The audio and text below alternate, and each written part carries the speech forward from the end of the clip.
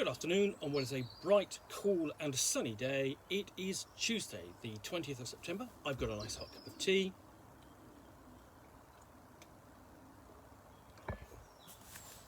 And some parcels to unbox, including this one. So,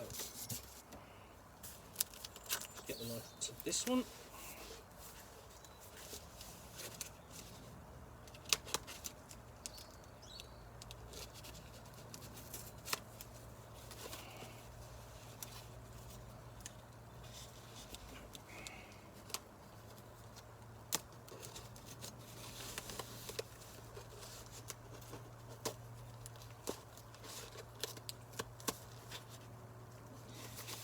So the problem is essentially they've taped over this thing there, so it makes it a bit harder to get through, but I'll persevere.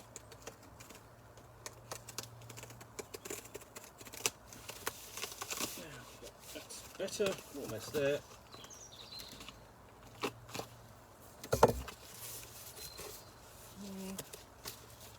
What I've got in there is that.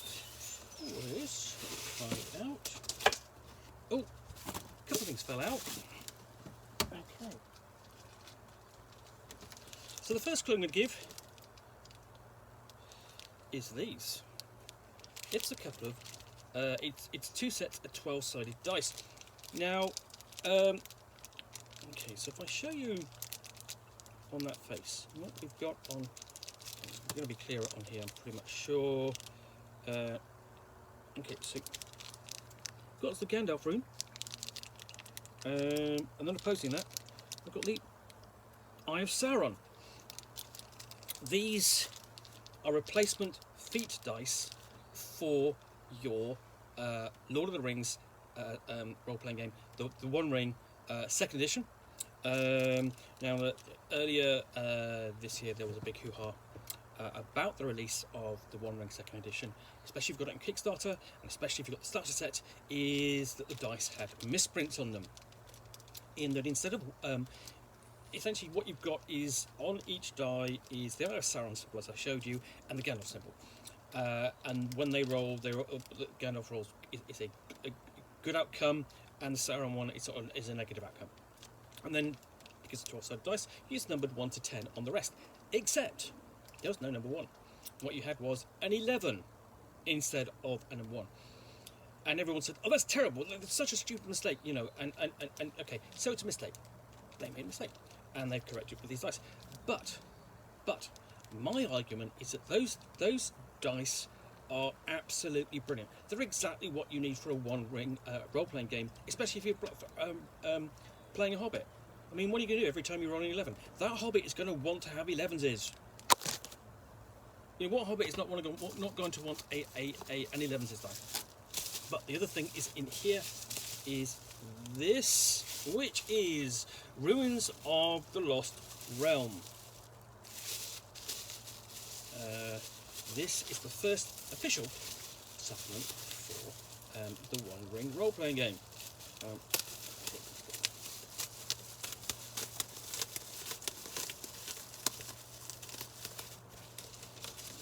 it out. Doesn't want to come up. It's getting caught up in the glue. So here we go. This is Ruins of the Lost Realm. In the westlands of Eriador, between the Misty Mountains and the Mountains of Lune, the hobbits found both men and elves. Indeed, a remnant still dwelt there of the Dunedain, the kings of men that came over the sea out of Westernis. But they are dwindling fast, and the lands of their North Kingdom were falling far and wide into waste. Eriador, the lone lands described in the Lord of the Rings, comes to alive as never before in the supplement for the One Ring, the official tabletop role-playing game based on the works of J.R.R. Tolkien. A region often described as deserted becomes a crucible for adventure, offering many hours of gameplay. Chapter 1, Fog over Eriador, offers a description of the regions that once were part of the Kingdom of Arnor, with a focus on the city of Darbad. Chapter 2, Gathering Storm, provides the loremaster with a set of narrative elements aimed at building a possible future for the land of Eriador as a whole, including the description of many looming threats, loremaster characters and their agendas. Chapter 3, Landmarks, has 12 sites of interest in the style of one of the presented in core volume. These locations depict both historical sites mentioned in Lord of the Rings or The Hobbit and others that have been created specifically for the game. So this is a new supplement from Free League Publishing, and it describes the region of Eriador. Now, Eriador hasn't really been described in any great detail in the One Ring before. Certainly not for second edition, of course, but really not very much for first edition. What there was the Rivendell sourcebook, which focused on the last homely house, and then the immediate surrounding regions, essentially the eastern half of Eriador, abutting the Misty Mountains, and sort of up as far as Bree. And then you also have the Bree supplement. Bree supplement was actually really nice, sort of kind of starting setup, which took the kind of new starting characters out from Bree into the surrounding area, and and then they could go and play the adventures in the supplement Brew in the North, which had actual adventures pre-written. So anyway, first off, again, done in the style of the One Ring, lovely cover, kind of canvas, sort of like matte background. It really make these books feel so different from the kind of glossy books that we're used to. Open up, and then we have a map of the city of Tharbad.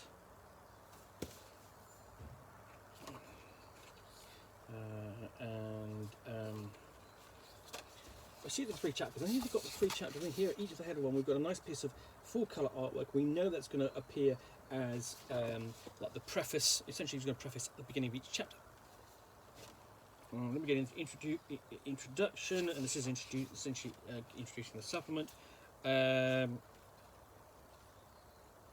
It notes, this empty land, making Southern Eriador a living, breathing setting for a role-playing game required a loose interpretation of those parts of the story that dwelt with the region. For example, in the Tale of Years presented in Appendix B of Lord of the Rings, the entry for the year 2912 states that Tharbad was ruined and deserted as a consequence of great floods that struck the area. In the present volume, we've chosen to read that Tharbad was mostly abandoned, but the town limps on under unlawful rule of bandits for another 2 generations. The land is still lonely and underpopulated, but role-playing games need people to talk to, so wherever possible we've added characters. If you choose to interpret the words of Tolkien differently, then Tharbad and Londire may be desolate and empty by 2965. So, the thing is, this then is a slightly alternate take upon Eriador as presented in the notes, in Tolkien's notes himself. But not that much of an alternate take. It's not, there has to be... in order to be playable, as it says, there's got to be some flexibility there. This is a world which is ripe for exploration and adventure, and making better. And I think that's one of the fundamental things in the One Ring. It's about adventuring, stopping the forces of the shadow as best you can, because ultimately you're not going to. That's down to the Fellowship of the Ring when you come to the Lord of the Rings. But you can stave the reach and influence of the shadow off as best you can, and at the same time build communities, make the world a safer place. So, chapter 1, Fog over Eriador, fantastic artwork, and then we start off with essentially. A day's travel outside Bree lie the lone lands, deserted lands, ruins of the old kingdom. Once these lands were tame and plentiful, today they've grown wild. And what this does, fully isolates Bree, and then again also the Shire. And gives the opportunity for for adventure. So again, it gets into describing the city of Tharbad. You've got the history, into the Third Age, days of decline, into the present day. Fantastic artwork. I mean, that's beautiful. And then we have a guide to Tharbad itself.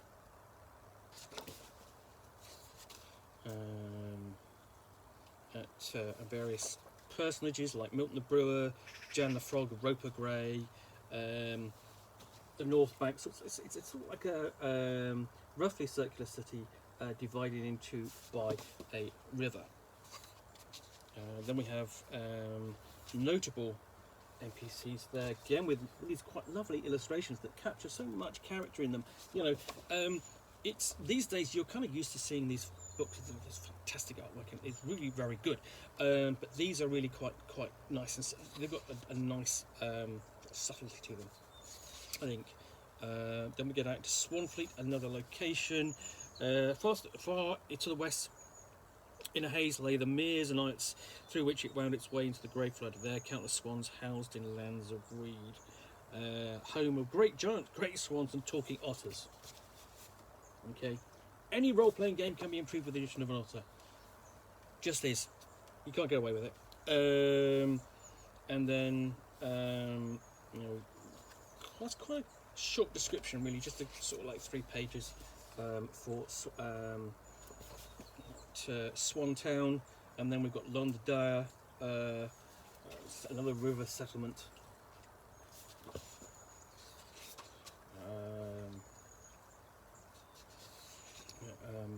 And then the Dwarf Halls of Harmelt. Just one of the locations, obviously, that the dwarves fled, presumably when Smaug sundered the Lonely Kingdom, or the Lonely Mountain. And then we have the ruins of Cardolan, which is one of the last sort of like the last setups, splinter kingdoms of Arnor. It's the lone lands of Minhararieth, and I'm saying that wrong because I've never seen the word before. Before we get into a gathering storm, this I presume is describing various threats and so on, like the the Black Numenorians, which is sort of like, the thing is that they're kind of not really mentioned in the One Ring before. Then they never really come into play because they've not, the role-playing game never really explored Eriador in any kind of depth.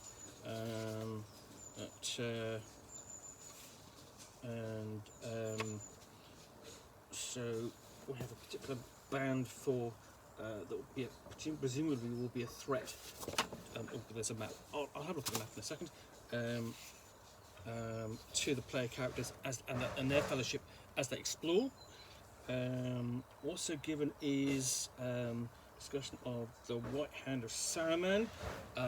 Interesting, yeah. So it's just interesting that this is put a gathering storm.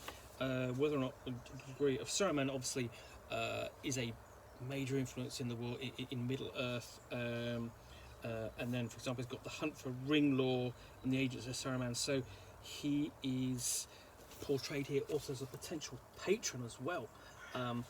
So that's an interesting thing where you are, as members of the Fellowship, you can have multiple patrons. One of whom could be Saruman. And you as players, you're pretty much going to know that Saruman turns to the shadow. He is diminished and ultimately killed. But here he is a force for good. And that's an interesting role-playing challenge. So here we have the dark designs of Isengard. There are secrets and things going on there that you won't necessarily know about. Then we've got raiders from Dunland and the chieftains of Dunland. So there's another threat. Again, so it's great artwork. Other shadows like the Beast of Greyflood, the Walk in the Darkness, the Dream of Moria, and so on. And then we get into landmarks.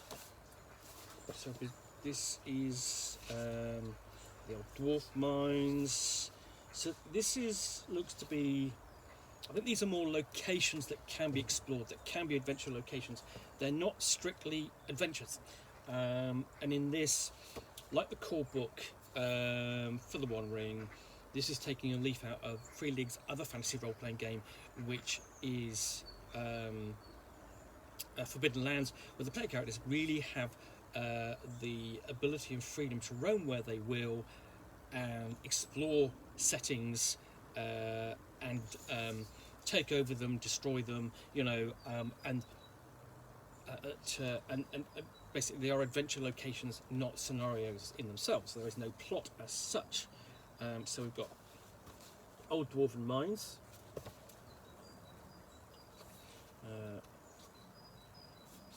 Quite a few pages devoted to that. The White Towers, so a set of 3 towers. In essentially locations within the towers, and there's also a very lovely sort of like almost architectural feel to this artwork, to this depiction of the maps. The Tree of Sorrow, it's a tree you can climb and explore.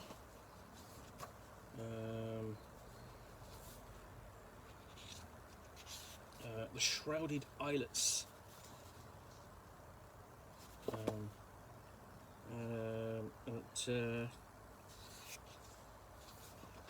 And this is the other thing about this, is the sort of like the types of characters you're going to play. This is a great kind of ranging out and looking for these locations and exploring them, and that you would do. The Rangers of the North are really good roles for this.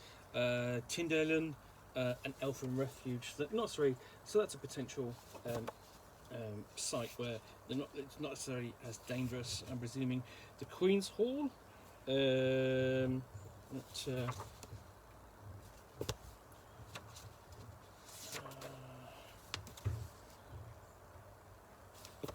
else have we got in here? The Fields of Slaughter, so battle site, horrific place. You know, you've got background locations, detailed descriptions and so on of these places. And here's one that you'll definitely recognise, which is Weathertop. So you can, the player characters can really kind of range out across Eriador, even go as far as Weathertop, even potentially to Rivendell if they're accepted there. Hill of Sleeper. And that's a really nice, I could actually say that's a really nice depiction of Weathertop. That's quite impressed by that. There we go, I'll just show you that again. Because it's quite interesting to actually sort of like visit these places, you know, not just in the role-playing game, but I've actually visited them in somewhere, basically in sort of like the Lego computer games. They're a huge amount of fun. So, you know, then we've got Mount Graham.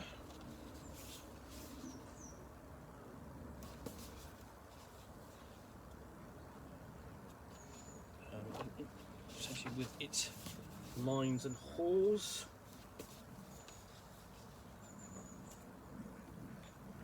Arliss.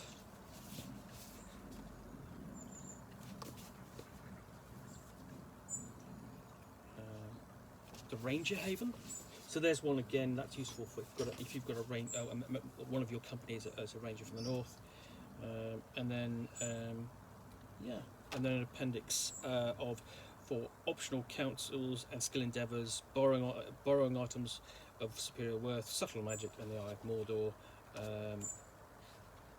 And you do get an index, and you also have another map of Eriador in the back. That's a nice map, nice and clear.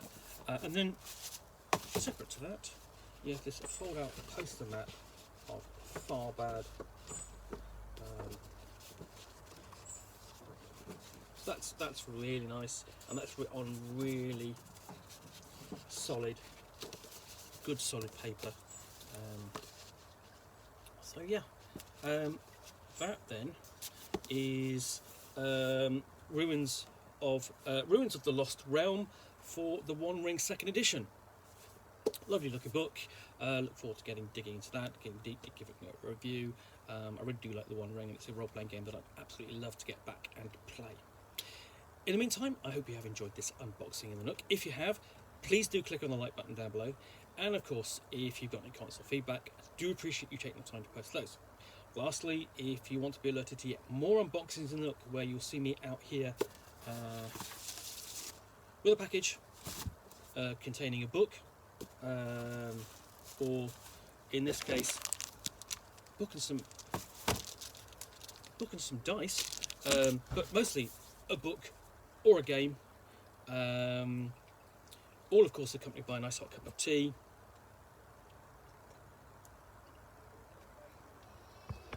then please do hit that subscribe button down below. Thanks again for watching. Be back again soon with another unboxing in the Nook. Bye for now.